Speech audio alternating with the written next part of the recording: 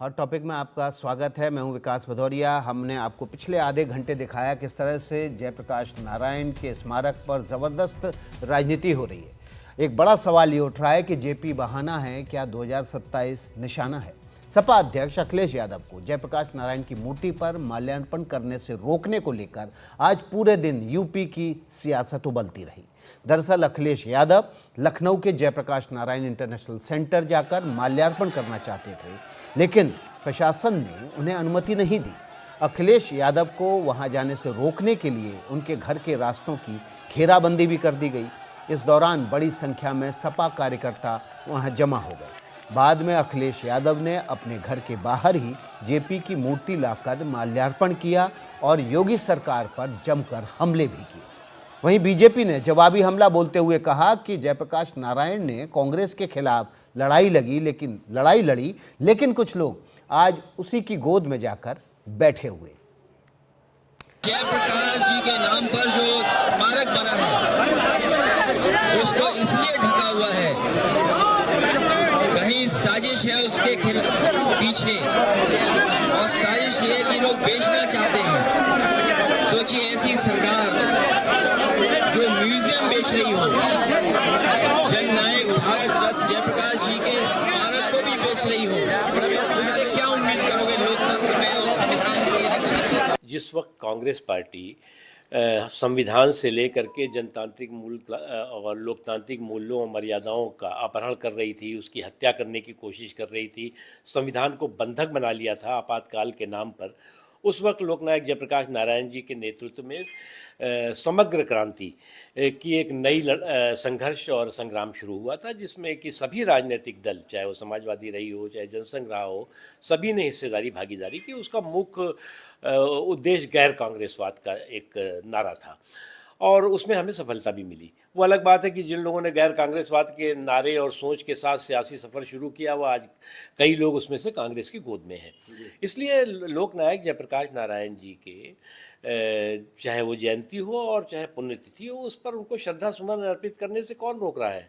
मुझे लगता है इसको बात का बतंगड़ बनाने की कोशिश है। दरअसल इस साल हुए लोकसभा चुनाव के नतीजों ने हाशिए पर पड़ी समाजवादी पार्टी में नई जान फूंक दी है। यूपी की 80 सीटों में से यूपी की 37 लोकसभा सीटों पर समाजवादी पार्टी ने कब्जा करके एक तरह से वहां पर ताल ठोक दी थी। बीजेपी को 33 सीटें मिली, कांग्रेस को 6, आरएलडी को 2 सीटें मिली, आज़ाद समाज पार्टी को 1 और अपना दल को भी 1 सीट मिली। अगर लोकसभा चुनाव के नतीजों को विधानसभा सीटों में तब्दील करें तो समाजवादी पार्टी में इस नए जोश को आसानी से समझा जा सकता है। यूपी की 403 विधानसभा सीटों में से बीजेपी 162 पर, समाजवादी पार्टी 183 विधानसभा सीटों पर और कांग्रेस 40 विधानसभा सीटों पर इस समय पिछले लोकसभा चुनाव के नतीजों के बाद काबिज होती नजर आती है। साफ है कि सपा और कांग्रेस गठबंधन की ये बढ़त बहुमत के आंकड़े के पार चली जाती है। तो क्या जयप्रकाश नारायण की जयंती के जरिए अखिलेश यादव यूपी में अपने संगठन को जोश में से भरे रखना चाहते हैं? क्या उनकी नज़रें 2027 के विधानसभा चुनाव पर हैं? इस पूरे मसले पर बातचीत करने के लिए हमारे साथ 2 खास मेहमान जुड़ गए हैं। हमारे साथ डॉक्टर कौशलकांत मिश्रा जुड़ गए हैं, जो कि बीजेपी से प्रवक्ता हैं, और प्रदीप भाटी, जो कि समाजवादी पार्टी से प्रवक्ता हैं, वे हमारे साथ जुड़ गए हैं। आप दोनों का बहुत बहुत स्वागत है। सबसे पहले डॉक्टर कौशलकांत मिश्रा के पास चलते हैं। डॉक्टर साहब, आपकी तो सरकार है, ऐसे मौके पर जब किसी महापुरुष की जयंती है तो आपको तो दरवाजे खोल देने चाहिए कि आइए, नमन कीजिए, स्मारक पर फूलमाला चढ़ाइए। अगर निर्माणधीन भी है तो कुछ देर के लिए रोक के निर्माण को वहाँ पर आप टेम्परेरी अरेंजमेंट करके वहाँ स्वागत कर सकते थे तमाम पार्टी के नेताओं को। लेकिन आपने तो बैरिकेड लगाकर, टीन लगाकर, रास्ते बंद करके एक तरह से सब कुछ रोक देने का जो कॉलोनियल कल्चर है उसको जिंदा कर दिया। विकास जी, आज जेपी जी की जयंती है और आज रामनवमी भी है, नवरात्र की। तो मुझे लगता है कि सबसे बड़ी चीज यह है कि हमें उनको श्रद्धांजलि देना चाहिए। और जहां तक रही जेपी जी के माल्यार्पण की बात, विकास जी, तो जेपी जी के माल्यार्पण के लिए पिछली बार भी समाजवादी पार्टी ने वही काम किया था जो उसके चरित्र में है। जब वो जगह निर्माणाधीन है तो वहीं जाकर के माल्यार्पण करेंगे, ये बात समझ में नहीं आती है।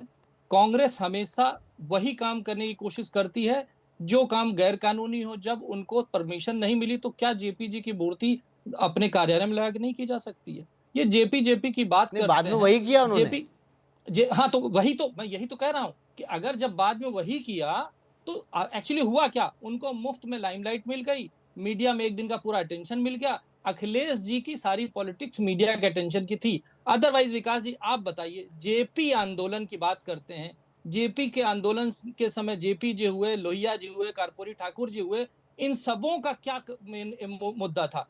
जेपी आंदोलन का मेन मुद्दा था कांग्रेस के खिलाफ, जात पात के खिलाफ, परिवारवाद के खिलाफ और इमरजेंसी के खिलाफ। ये 4 मेन मुद्दे थे। समाजवादी पार्टी आज इन चारों मुद्दों पे फेल होती है। जात पात की बात करती है, परिवारवाद को पोषित करती है। कैसे करती है? भैया भाभी और उनके 3 देवर के बाद खत्म हो जाती है समाजवादी पार्टी। कांग्रेस के साथ रहती है, कांग्रेस की गोद में बैठती है। और समस्या क्या है कि इनके लिए आदम गोडवी साहब ने कहा ना, काजू भुने हैं प्लेट में, विस्की गिलास में, पक्के समाजवादी हैं खादी के उजले लिबास में। तो ये समाजवादी आज के ऐसे हो चुके हैं, इनके बारे में और क्या कहा जाए। ठीक है प्रदीप भाटी, आपको सरकार के नियम का, अगर कोई कानून व्यवस्था का मसला बन रहा है, अगर कहीं कोई निर्माण कार्य चल रहा है, तो सरकार ने अगर कोई आदेश दिया है तो उसका पालन करना चाहिए था।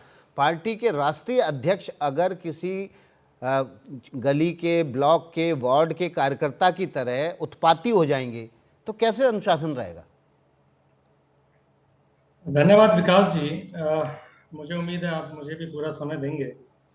मैं ये जो ऑर्डर आया, जो ऑर्डर तुगलकी फरमान जो आया, मैं उसकी बस 2 लाइन पढ़ता हूँ, आपको बात सारी समझ में आ जाएगी। वो इस लेटर में, इस ऑर्डर में लिखा है, वर्षा ऋतु के कारण अवांछित जीव जंतु पाए जाने की संभावना के कारण स्थल में माननीय श्री अखिलेश यादव जी, पूर्व मुख्यमंत्री उत्तर प्रदेश, जो Z+ श्रेणी की सुरक्षा प्राप्त है, की सुरक्षा की दृष्टि से माल्यार्पण भ्रमण किया जाना उपयुक्त नहीं पाया गया है। इससे ज्यादा हास्यास्पद तर्क मैंने आज तक सुना नहीं। माननीय अखिलेश यादव जी को जननायक, स्वतंत्रता सेनानी, समाजवाद के प्रोद्धा श्री जयप्रकाश नारायण जी की जयंती पर उनको माल्यार्पण करने से रोका गया। किस बात पे? कि जीव जंतु जो कि बीच लखनऊ शहर में खतरा है, वो उस चीज से खतरा है, ये कारण बताकर। ये बात अलग है और साबित भी हो चुकी है, योगी जी ने लखनऊ और उत्तर प्रदेश को चिड़ियाघर और जंगल राज से ज्यादा कुछ नहीं दिया। ये तानाशाही रवैया एक पूर्व मुख्यमंत्री के लिए, जो एक महापुरुष का सम्मान करने के लिए सरकार इतनी डर जाती है, वो सरकार इतने बैरिकेड खड़े कर देती है, वो सरकार जो तानाशाह में चूर है, उसको ये डर लगता है कहीं ये महापुरुषों के, जिन्होंने पूंजीवाद, असमानता, फर्जी राष्ट्रवाद और सामाजिक आर्थिक व्यवस्था में जो कमी बेसी है, जो उसमें अनुपात में कमी है, उसको खुलकर उन्होंने दर्शाया था। ये बात कर रहे थे परिवारवाद की। माननीय पूर्व मुख्यमंत्री अखिलेश यादव जी किसी मंच पे अपने चाचा की मेहरबानी से मंच के अध्यक्ष नहीं बने थे। ये कौशल जी को पता होना चाहिए। और प्रजातंत्र में और लोकतंत्र में प्रजा ही मालिक होती है, तो प्रजा की आपकी बुद्धिशीलता पे आपको सवाल नहीं खड़े करने चाहिए। आप जो बात कर रहे हैं, ये विडंबना है कि आप अराजकता की बात कर रहे हैं। टॉप लीडरशिप, दर्जन भर से अधिक आपराधिक मामलों में लिप्त इनके टॉप लीडर आज साफ छवि के नेता को गुंडा बता रहे हैं, अराजक तत्व बता रहे हैं। इससे ज्यादा आपको, आप जनता हंसेगी नहीं तो क्या बात करेगी। आप बातों में बचपनापन और तर्क मत लाइए, उसमें तर्क लाइक खोजिए कि आप किस तरह की भाषा का प्रयोग एक पूर्व मुख्यमंत्री के लिए कर रहे हैं, जबकि वो एक क्लीन छवि के, साफ छवि के नेता है। और आपके टॉप लीडरशिप, मुझे गिनाने की जरूरत नहीं है किस तरह से आप लोगों के केस वापस लिए गए। आज माननीय अखिलेश यादव जी समाजवाद के और जेपी के उसी समाजवाद की विचारधारा को आज, जिसमें शोषित, वंचित, पीड़ित और गरीब जनता आती है, उसकी आवाज को बुलंद कर रहे हैं और जननायक की आवाज बन के खड़े हुए हैं। भाजपा को पीड़ित से दिक्कत है, भाजपा को दिक्कत है गरीबों से। गरीब को वो और गरीब करना चाहते हैं, वो नहीं चाहते कि गरीबों की कोई आवाज सुन सके। इसीलिए उस आवाज को दबाने के लिए इन्होंने षड्यंत्र रचा। जवाब ले लेते हैं। और ये एक और बात, एक विकास जी, लास्ट बात, और ये जो ये बात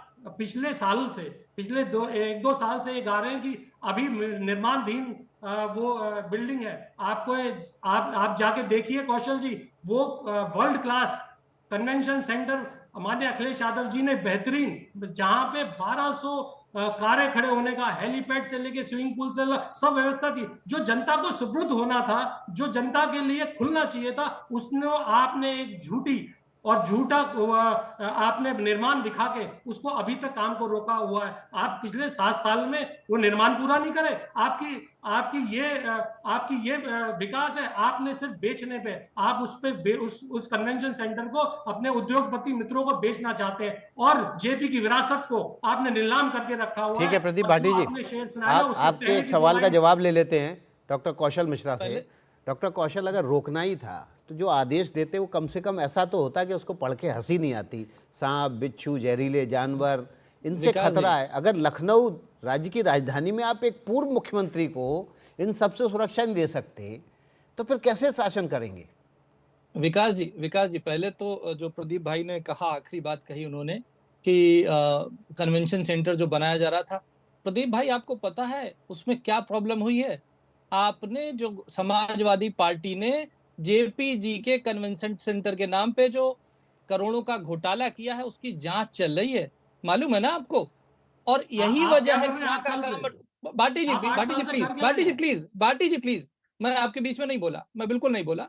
भाटी जी, अगर आप जेपी के नाम पे रोटी खाते आए हैं, पूरी समाजवादी पार्टी रोटी खाती आई है जेपी जी के नाम पे, तो आप मुझे बताइए 2014 से लेकर 2017 तक आप कर क्या, 2012 से लेकर 2017 तक क्या कर रहे थे? आपने क्यों नहीं बना दिया? क्यों आपकी प्रायोरिटी कुछ और थी? क्यों? आपने तो हर जगह घोटाले करने की बात की है। और जहां तक रही जेपी आंदोलन की बात, जिस तरीके से आपने पीडीए को लाने की कोशिश की जेपी आंदोलन के नाम में, जाइए फिर ध्यान से देखिए। विकास जी, आप इनको थोड़ा प्रकाश डालिए कि जेपी आंदोलन था क्यों? इमरजेंसी के खिलाफ था, कांग्रेस के खिलाफ था, जात पात के खिलाफ था, जातिवाद के खिलाफ था और परिवारवाद के खिलाफ था। अगर परिवारवाद के खिलाफ नहीं होता तो मुलायम सिंह जी चीफ मिनिस्टर नहीं बन पाते, जेपी के आंदोलन की देन थे। लालू जी चीफ मिनिस्टर नहीं बन पाते, जेपी के आंदोलन की देन। नीतीश जी उनके आंदोलन की थे।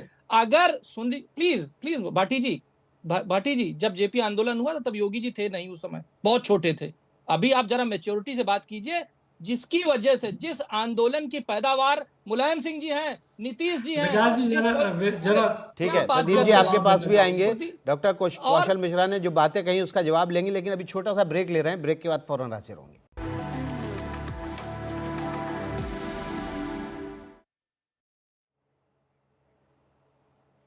हॉट टॉपिक में आपका फिर से स्वागत है। जेपी बहाना है, 2027 निशाना है। हमारे साथ प्रदीप भाटी, समाजवादी पार्टी के प्रवक्ता, और कौशल कांत मिश्रा, बीजेपी के प्रवक्ता, इस मसले पर चर्चा के लिए जुड़े हुए हैं। कौशल कांत मिश्रा ने कहा प्रदीप भाटी कि उत्पात मचाना ज़रूरी है क्या? आप जो शांति से काम आपने बाद में किया, जो आपने माल्यार्पण घर में जेपी की माला पर किया, वो आप पहले भी कर सकते थे। और जहां तक नोटिफिकेशन की बात थी, आदेश की बात थी, आपने प्रेस कॉन्फ्रेंस करके जो सवाल उठाए वो उस वक्त भी उठा सकते थे। इतना उत्पात मचाने की क्या जरूरत थी? देखिए विकास जी, अपोजिशन का लोकतांत्रिक अधिकार है कि वो कोई विरोध प्रदर्शन करे तो उसको गलत नहीं आप साबित कर सकते। आप किसी जनता से जुड़े मसले पर, किसी जनता के साथ, आम लोगों के साथ कुछ अन्याय हो रहा होता, उस मसले पे इस तरह इतना बवाल खड़ा करते, आप सड़कों पर आते, आप किसी इमारत में घुसने की कोशिश करते, तब तो समझ में आता है। देखिए विकास जी, हम अगर जयप्रकाश नारायण जी की मूर्ति पर पे माल्यार्पण करने जाते हैं तो ये हमारा संवैधानिक अधिकार है। आप उसको बाधा डालने की कोशिश करते हैं, अगर आप हमें जाने ही देते। ठीक है प्रदीप भाटी जी, मैं आपको बीच में रोक रहा हूँ, माफ कीजिएगा। एक इस वक्त बड़ी खबर आ रही है, उस खबर का रुख करना बहुत ज़रूरी है। इस वक्त की जो बड़ी खबर है वो है त्रिची एयरपोर्ट पर इमरजेंसी घोषित की गई है। त्रिची एयरपोर्ट पर इमरजेंसी घोषित की गई है। यहाँ पर एयर इंडिया एक्सप्रेस का एक विमान जिसका हाइड्रोलिक सिस्टम फेल होने की वजह से उसकी इमरजेंसी लैंडिंग कराने की घोषणा की गई है। त्रिची एयरपोर्ट पर इमरजेंसी घोषित करते हुए वहाँ पर मेडिकल टीम, एम्बुलेंस के अलावा फायर ब्रिगेड भी मौजूद है। शारजाह से ये विमान आ रहा था और इसका हाइड्रोलिक सिस्टम खराब हो गया, जिसकी वजह से इमरजेंसी लैंडिंग की तैयारी की जा रही है। विमान में 144 यात्री सवार हैं और इस विमान का जो हाइड्रोलिक सिस्टम है वो ख़राब हो गया है, जिसकी वजह से इमरजेंसी लैंडिंग कराई जाएगी। ईंधन जो है विमान अपना हवा में ही गिराते हुए त्रिची एयरपोर्ट की तरफ बढ़ रहा है। इस वक्त की बड़ी खबर, त्रिची एयरपोर्ट पर इमरजेंसी लैंडिंग की घोषणा की गई है, इमरजेंसी घोषित की गई है। यहाँ पर एयर इंडिया एक्सप्रेस का विमान जो कि शारजाह से आ रहा था, 144 यात्री इस विमान में सवार हैं, उसका हाइड्रोलिक सिस्टम खराब हो गया है। इसके बाद त्रिची एयरपोर्ट पर वहाँ पर एम्बुलेंस, इसके अलावा डॉक्टर्स की टीम, मेडिकल टीम पूरी मौजूद है, ताकि विमान जब लैंडिंग हो तो किसी भी हादसे से निपटने के लिए तुरंत ही वहाँ पर तमाम व्यवस्था की जाए। इस वक्त विमान 40,000 फुट की ऊंचाई पर है और ईंधन गिराते हुए आगे बढ़ रहा है, ताकि जब इमरजेंसी लैंडिंग हो और किसी दुर्घटना की स्थिति में विमान को आग लगने से बचाया जा सके। पल्लव मिश्रा हमारे सहयोगी इस खबर पर ज़्यादा जानकारी के साथ जुड़ गए हैं। पल्लव, कितने बजे ये विमान टच डाउन करने जा रहा है त्रिची एयरपोर्ट पर?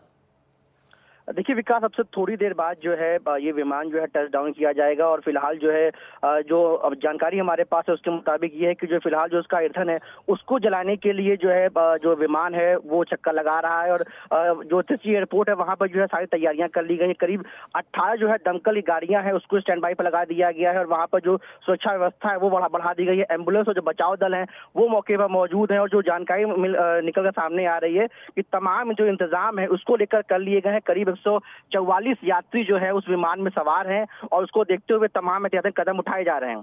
विकास, देखिए तस्वीरें आपको त्रिची एयरपोर्ट की दिखाई दे रही हैं, जहां पर तमाम एम्बुलेंस और मेडिकल टीम का पूरा काफिला मौजूद है। फायर ब्रिगेड भी वहां पर मौजूद है। त्रिची एयरपोर्ट पर दक्षिणी त्रिची के आसमान में इस वक्त विमान उड़ रहा है और उड़ते हुए वो अपना ईंधन गिरा रहा है। त्रिची एयरपोर्ट पर इमरजेंसी घोषित की गई है। शारजाह से आ रहे विमान में 144 यात्री सवार हैं। इस वक्त हम आपको देखिए रडार पर वो स्थिति दिखा रहे हैं जो विमान मौजूद है। यहाँ पर त्रिची एयरपोर्ट के दक्षिणी हिस्से में उड़ान भरते हुए ईंधन गिरा रहा है। 144 यात्री इस विमान में सवार हैं। हाइड्रोलिक सिस्टम इस विमान का ख़राब होने की वजह से इमरजेंसी लैंडिंग कराई जाएगी। इमरजेंसी लैंडिंग के बाद किसी भी हालात से निपटने के लिए वहाँ पर एम्बुलेंस का काफिला, मेडिकल टीम और फायर ब्रिगेड मौजूद है।